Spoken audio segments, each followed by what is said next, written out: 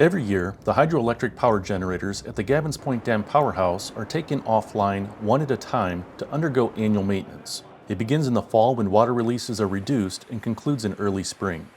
The comprehensive mechanical and electrical inspections ensure the units are operating safely and at peak performance. This time on Unit 3, we're focusing on cavitation welding and fixing the cavitation down on the runner and in the draft tube. Cavitation welding repairs cavities caused by air bubbles that burst along the steel components inside the hydropower unit as water flows through.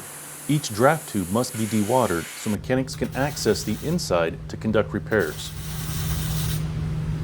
It'll eat through the metal if you don't repair it, and then once we get caught up on that, then we'll start from the top end of the unit and work our way down, all the way down to the turbine. Mechanics inspect components to include wicket gates, turbine blades, governor pumps, and cooling systems. Oil is removed, filtered, and reintroduced, and filters are replaced. Other maintenance includes testing of the electrical systems to ensure all power-producing and alarm system components are functioning as designed.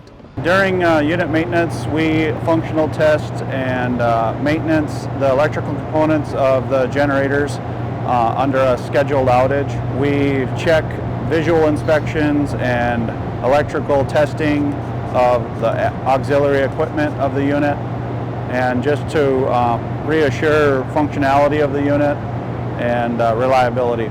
The Gavins Point Dam powerhouse includes 3 generators, each capable of producing 44,099 kilowatts of power per hour.